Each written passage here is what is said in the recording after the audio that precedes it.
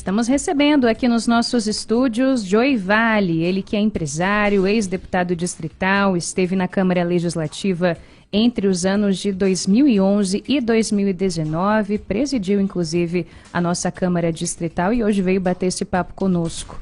Joey, bom dia, bem-vindo. Bom dia, agradeço muito essa oportunidade de estar aqui com vocês. A gente que agradece. Bom, vamos começar então tentando uma tomada um pouco mais global aqui, falando de política, do nosso cenário aqui do Distrito Federal.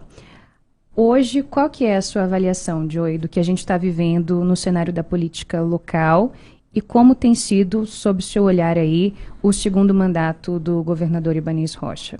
Eu acho que toda vez que a gente fala de política ou de avaliação de governo, né, a gente precisa ter um olhar mais sistêmico do processo, porque o governo é enorme, é gigante, e todos os governos, todos em geral, têm lados bons e lados ruins, ou mais determinados processos que têm vocação maior, por exemplo, um governo que cuidou mais da saúde, um governo que cuidou mais da segurança e etc.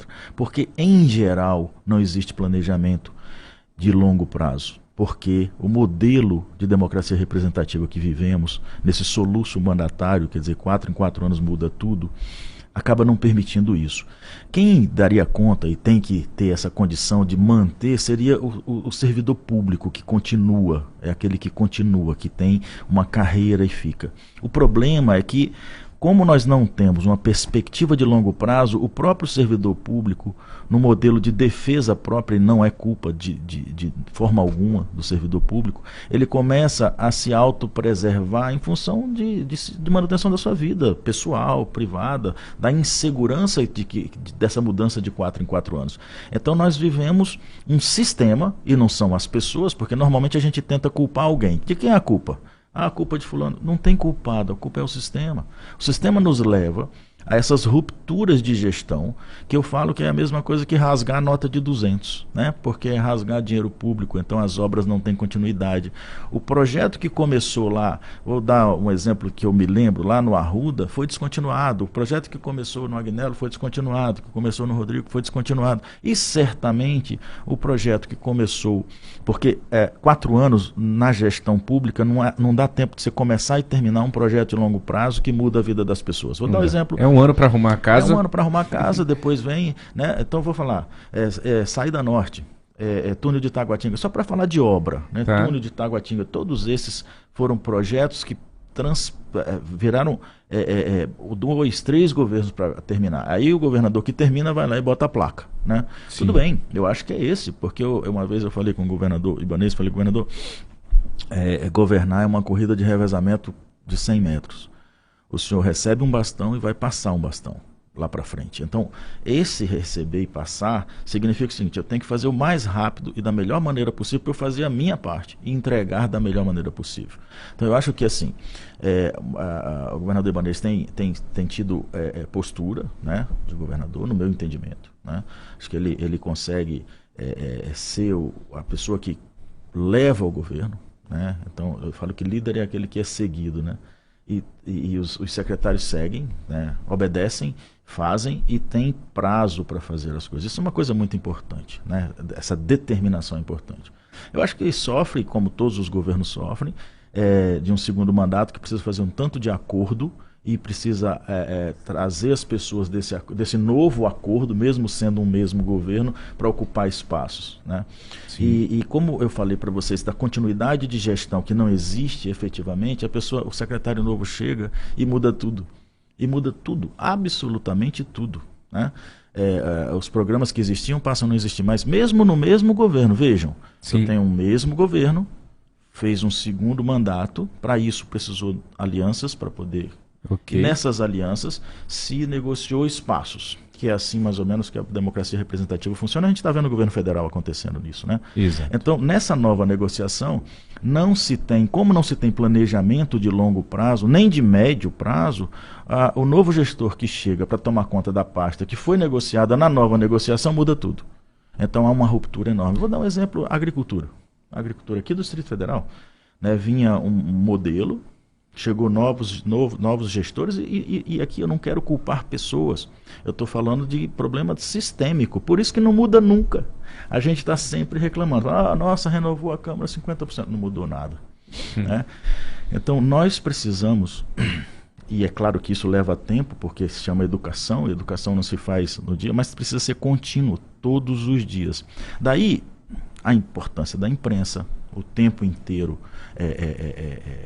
fiscalizando, o tempo inteiro falando, o tempo inteiro trazendo pessoas para fazer isso. Mas tem uma outra coisa, é que o governo, eu falei uma vez para um governador, assim, deputado distrital, quando entra, né, ele fala 80% e ouve 20%.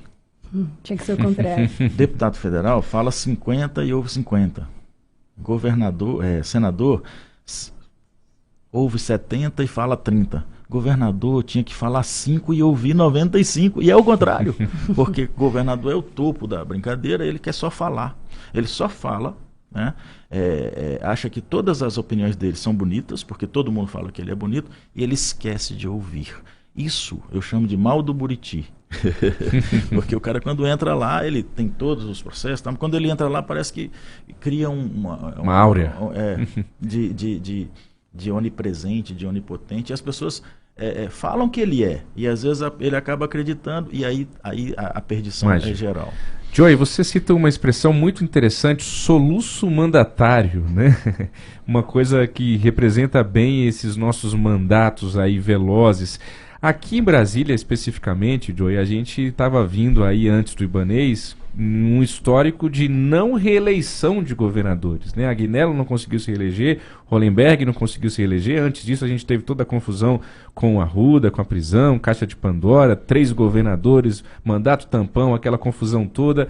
O que na tua visão fez o governador quebrar essa rotina aí de não reeleições e se reeleger em primeiro turno, que foi um feito aqui em Brasília? Eu acho que falta liderança na cidade, né? Então a apresentação dessas lideranças e uma questão de que o governador conseguiu reunir no seu campo de forças o que foi necessário para ganhar em primeiro turno. Então isso é um crédito, né? Eu acho que ele conseguiu fazer isso, e como faltou oponente, vamos dizer assim, faltou outra pessoa do outro lado com substância maior, não que os outros não tivessem, mas eram novos, né? Estavam vindo num processo. O Leandro é um puta cara legal, um puta político bacana, a Leila também, né, do vôlei, né? Tá. É uma estrela e tal.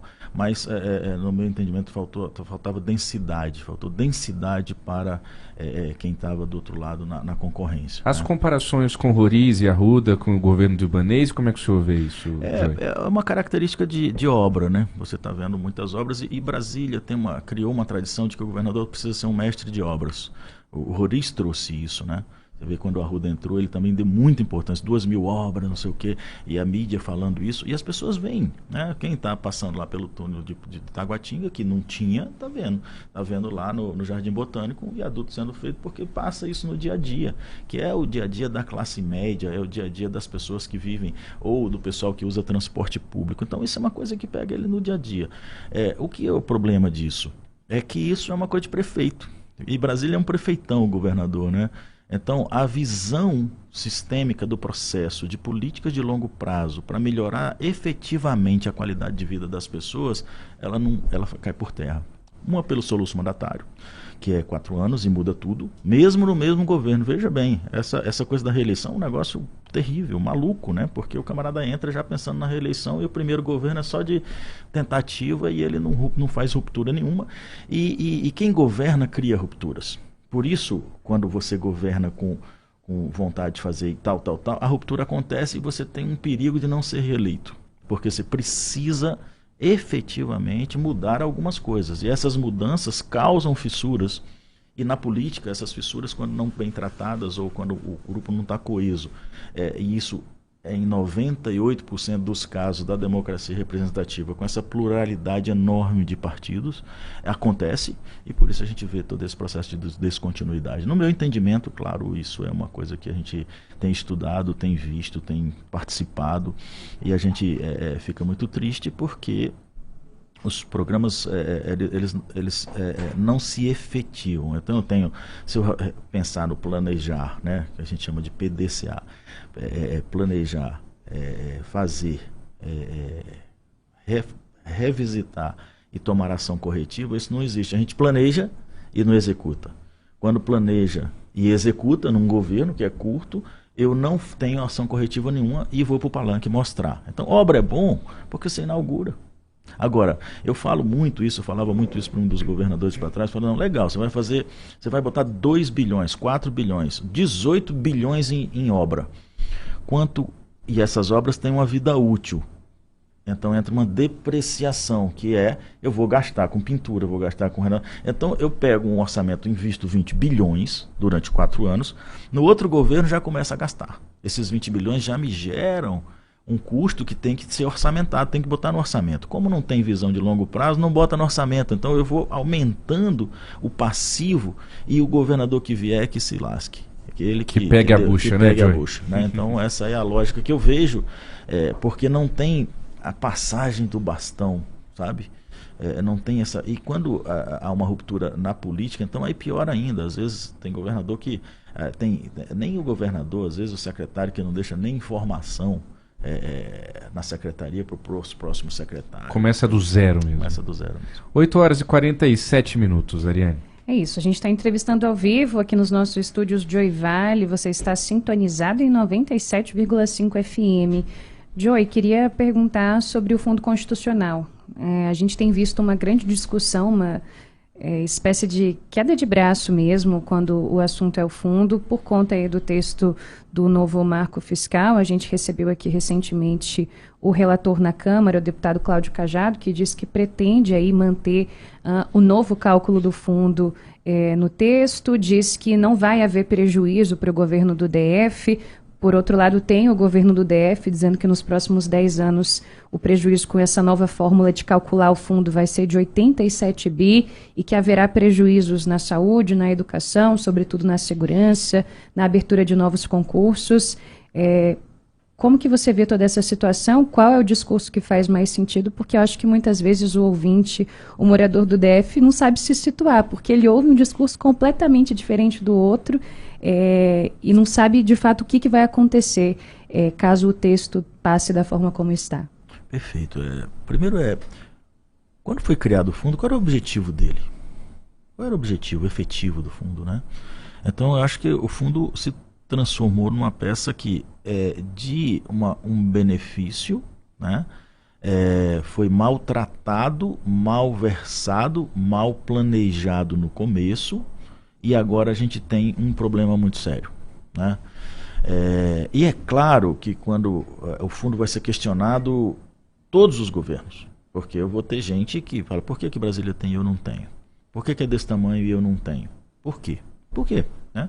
Não, porque o governo está aqui, existe todo... Mas Brasília hoje é maior do que o que a gente tem aqui de governo. Nós temos as cidades, temos quase 2 milhões e tantos mil habitantes. E temos uma metropolitana, um entorno que vive dessa cidade gigante, um eixo de desenvolvimento Brasília-Goiânia fundamental, que ninguém pensa nisso, né? Então, assim, é claro que é um grande prejuízo e nós não podemos, temos que lutar com todas as nossas forças, independente de cor colorado, de qualquer coisa, a gente tem que ir para manter o fundo. Isso é uma visão, agora, pontual. Mas e para frente, o que faremos? A sensação que eu tenho, Joe, é que se não for agora, em algum momento o fundo vai rodar. Vai rodar. Então eu preciso ter uma visão de futuro, uma visão sistêmica para falar o seguinte, ok, o fundo é muito importante para o Brasil e nós vamos mantê-lo, vamos para a guerra, vamos manter mesmo. Mas como vou fazer para o futuro no sentido de transformar o fundo numa coisa benéfica, boa e o a mais, não o fundamental para eu sobreviver. Porque hoje, se acabar o fundo, acabou Brasília. É simples assim. Você acha que o governo se acomodou com o fundo? Sim, claro. Eu não acho, eu tenho certeza absoluta. Tá. Porque assim, você ter dinheiro em caixa e falar assim, não, tudo bem. Não, tá, tudo bem. Eu não tenho que ganhar nada, não tenho que... Porque está aqui a minha herança. Sabe a herança? Não tem aquele livro chama Pai Rico... Pai Rico, Pai Pobre. Pai Rico, filho pobre, né? Pai rico. É uma coisa assim. É um clássico, gente. É isso, Eu acho que é isso. é Não, isso. é pai rico, pai pobre Pai mesmo. rico, É pai isso. pobre, entendeu? Então, assim, veja, é simples, é só ter essa observação, olhar dessa forma, né? Então, quando a gente tem aqui, por exemplo, nós criamos, né, desde o primeiro governo o governo do Agnello, tem se arrastando, mas agora está criado, o Ibanez fez esse trabalho, um polo agroindustrial na DF-130. Ninguém fala disso. Ninguém fala disso. E está lá, criado, começando a se desenvolver, é indústria na veia, a capital mundial do agronegócio, qual que é? Brasília? Brasília, claro que é Brasília. A locomotiva mundial do agronegócio da produção de alimentos, o que é? O Brasil? Você vai olhar nas principais mídias, quanto tem de tempo dedicado a isso? Nada. Praticamente nada. Então, nós temos uma inversão muito grande. Por isso o fundo vira uma herança que eu tenho. Eu sou, eu já nasci em berço de ouro, tá lá. E ninguém se preocupa no que vamos fazer para frente. Então, tem que preocupar. Agora, o que é fundamental e a briga agora a gente tem que manter, mas ao mesmo tempo eu tenho que ter um grupo muito bem preparado, falando, olha, tá bom. Vamos olhar para frente, Vamos né? olhar pra frente. A gente lembra só ao nosso ouvinte que o Fundo Constitucional do DF é aquele que garante recursos da União para custeios de saúde, educação e segurança aqui no Distrito Federal. 8h52. Joey, a gente teve aí a sua candidatura ao Senado em 2022, quando você recebeu mais de 49 mil votos, acabou não sendo eleito, e agora a gente tem mais vagas para 2026. Hoje, a gente sabe que você atua ali nos bastidores, muito com aconselhamento, algumas articulações no cenário político, mas quais que são as pretensões para a sua carreira política nos próximos anos? A gente está determinado, até depois de conversar com minha família, né, porque quando eu saí lá, eu era presidente, que eu ia ser candidato, eu saí por causa da minha família, por causa da Malunga, da Fazenda Malunga, que é o meu negócio, minha vida, né? Mas agora já está tudo organizado e eu tenho já minha filhota aqui já com... Está aqui no estúdio com a gente. Quantos anos a Marcela tem?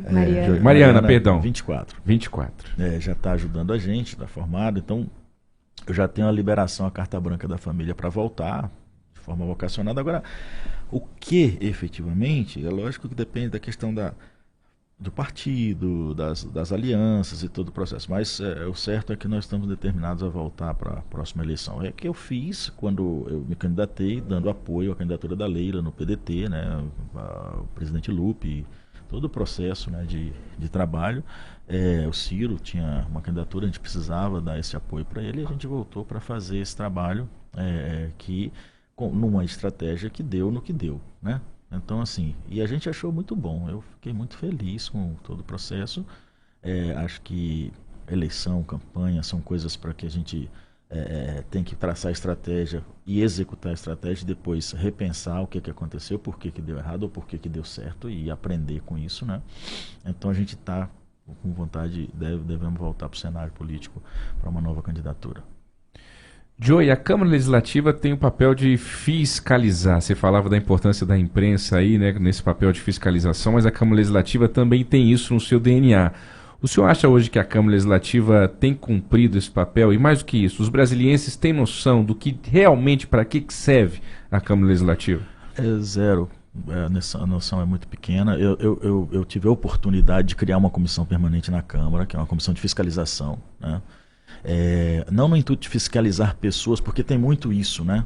No intuito de fiscalizar a política pública. Então a comissão de transparência da Câmara Legislativa, que nós criamos e conseguimos fazê-la como uma comissão permanente, eu não me engano, agora a presidente é a Paula, né? A deputada Paula.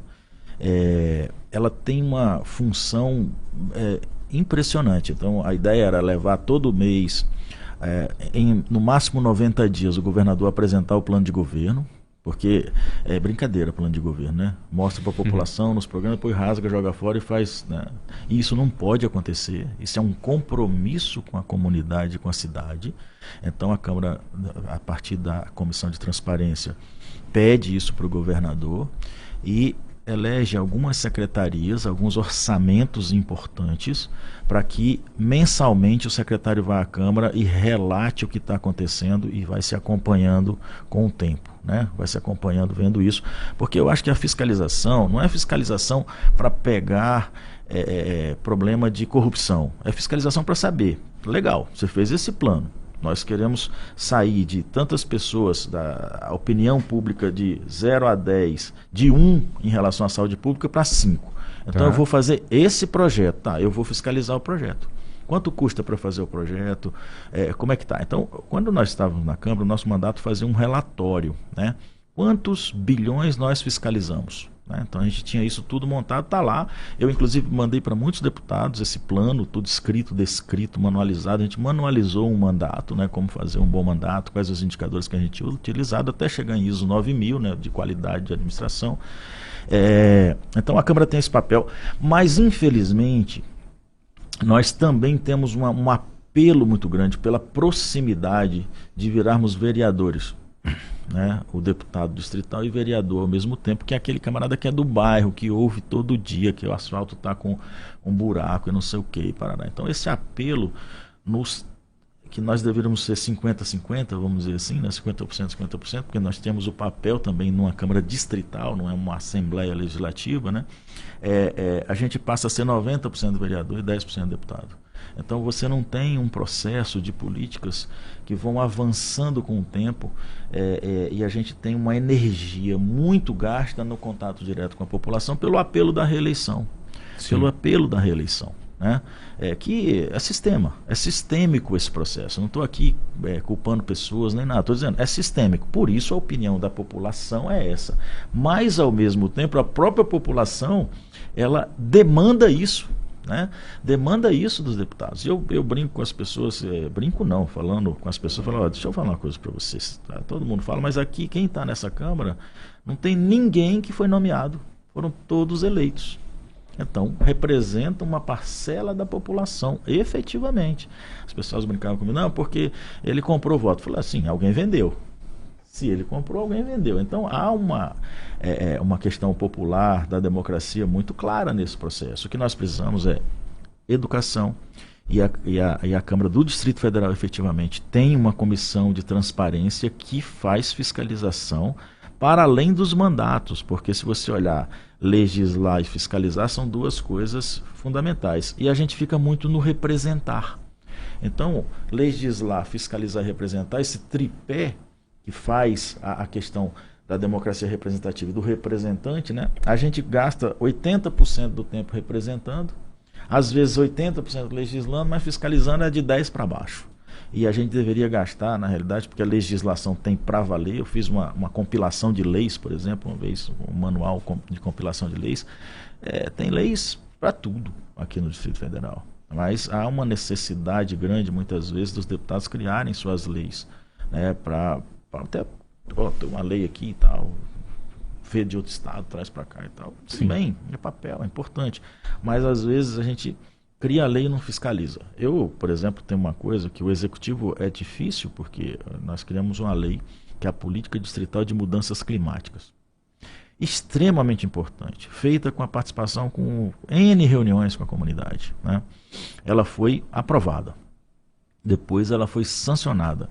Olha o que dela o executivo fez. Porque quem legisla, né, legisla, faz leis, constrói leis com a comunidade. Agora quem executa é o executivo. Então eu ainda tenho também uma confusão de papéis da Câmara Legislativa e muitas vezes os deputados querendo fazer papel de executivo, porque é isso que a população precisa e demanda dele, né?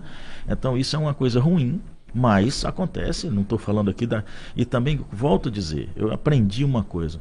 A gente tem uma sociedade com a cultura de que a gente procura sempre um culpado. Sim. E em 95% das vezes a culpa é do sistema, não é da pessoa. Né? O sistema entrega aquilo que ele está preparado para entregar. Então eu preciso fazer uma mudança com a visão sistêmica. E aí eu esbarro numa coisa importante, chama cultura. Qual é a cultura? Né? Aí eu preciso trabalhar às vezes mudança de cultura. Como muda a cultura? Eu tenho ferramentas para mudança de cultura. Por isso que eu falo que o problema de gestão pública, que é gestão, é crônico. Então nós precisamos atacar como uma doença crônica. Como é que eu trato uma doença crônica? Todo dia. Todo dia. Dá mais trabalho e leva mais tempo. Trabalho e leva tempo. Agora 9h01, a gente já estourou aqui o tempo do nosso jornal, mas não dá para terminar sem te fazer uma última pergunta, até te peço para nos respondê-la também aqui rapidinho, que é justamente sobre a sustentabilidade e o meio ambiente. A gente sabe que é uma das bandeiras, quando se fala em Joy Valley, as pessoas já associam, até por conta da Fazenda Malunga, que a gente sabe que é uma referência na produção de orgânicos no nosso país. Vocês fazem um trabalho muito bacana lá e imagino que tenham uma noção global de como é que a gente está aqui no DF hoje, quando o assunto é preservação do meio ambiente e quando o assunto é sustentabilidade. Como é que a gente está? Nós estamos devendo muito, bastante. Então eu acho que nós precisamos trabalhar isso é uma realidade mundial, não estou falando aqui só de... E Distrito Federal, capital mundial do agronegócio, precisa dar exemplos. E a gente precisa avançar muito nessa área ainda. Eu vou falar os parques, né, a forma de que nós não estamos tratando dos nossos parques, a questão do cerrado, a questão do fogo, a questão ligada à água. Efetivamente nós temos crises de água e nós paramos agora, né, já que agora tem água, choveu, tudo bem. Nós não podemos parar nunca. A crise de água é mundial, né, os problemas e as guerras vão ser por água. Então nós temos que trabalhar isso. A questão do bioma mesmo, do cerrado, todo esse processo que está acontecendo na nossa região, ela deixa muito a desejar ainda, infelizmente. Não é uma coisa que tem sido tratada pelo governo e especialmente a gente faz um puta trabalho legal na Câmara, também o Leandro fez também, mas a gente perdeu um pouco essa pegada. Muito bem, Joey, a gente está finalizando o nosso jornal, mas tem evento da Malunga esse fim de semana, né? Isso, a gente tem um evento muito legal, Diego, e eu queria convidar todas as pessoas que quiserem. Por favor. A gente está trazendo todas as novidades da maior feira de orgânicos e naturais da América Latina, que é a Naturaltec Bio Brasil, para uma feira que vai acontecer na nossa unidade do Sudoeste, né? Sexta, sábado e domingo, de 9 às 18. Mais de 20, as melhores novidades, mais de 20 empresas vão estar mostrando seus produtos, lançando seus produtos aqui em Brasília. Legal. Na sexta, sábado e domingo. Aberto? Aberto, completamente aberto. E sexta, sábado e domingo? E eu estarei começando lá às 9 horas. Eu estarei lá o tempo inteiro, vou fazer algumas palestras sobre sustentabilidade, alimentos orgânicos, qualidade de orgânicos, qualidade do ar, qualidade da água. E eu espero todo mundo lá para a gente bater um papo sobre sustentabilidade. Na unidade do Sudoeste, fica ali perto do McDonald's, né? Na 104, CLSW 104. Muito bem. Joey Valley com a gente aqui hoje no Jornal Nova Brasil Brasília. Obrigado pela presença. Eu que agradeço todos os ouvintes e quero dar os parabéns aí para a Nova Brasil FM pelo conceito que tem feito de rádio aqui na nossa cidade. Obrigada, Joey.